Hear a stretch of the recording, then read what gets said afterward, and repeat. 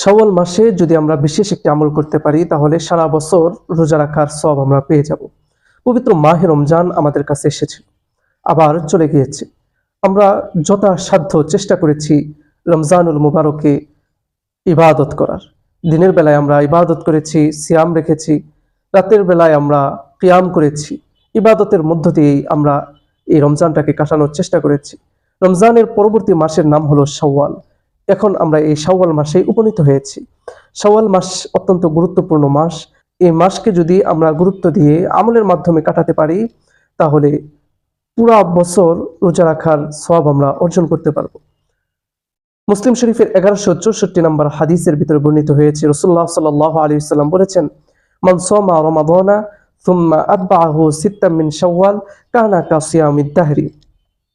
যে ব্যক্তি রমজানের 30টি রোজা রাখলো অতঃপর শাওয়াল মাসে আর 6টি রোজা রাখলো, সে যেন সারা বছর রোজা রাখলো। একটু লক্ষ্য করুন, এই 6টি রোজার কারণে সারা বছর রোজা রাখার সওয়াব আমরা পেয়ে যাচ্ছি।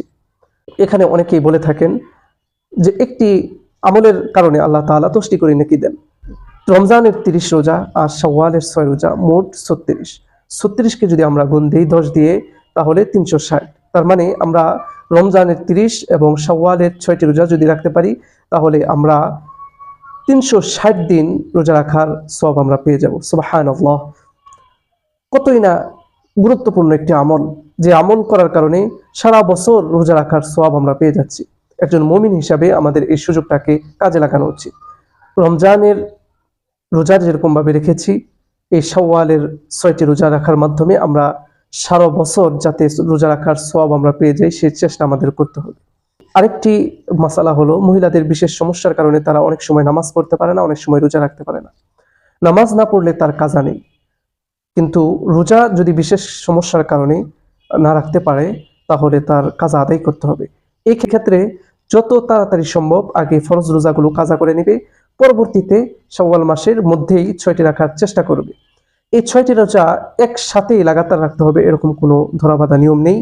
যদি একসাথে কেউ রাখে তাও হয়ে যাবে, আবার যদি কেউ আলাদা আলাদাভাবে রাখে তাও হয়ে যাবে।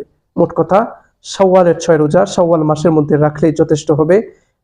একসাথে রাখুক অথবা গ্যাপ দিয়ে রাখুক, কোনো সমস্যা নেই। আল্লাহ তাআলার নৈকট্য অর্জন করার জন্য এই রোজাগুলো আমরা অবশ্যই রাখার চেষ্টা করব। আল্লাহ তাআলা আমাদের সকলকে তৌফিক দান করুন।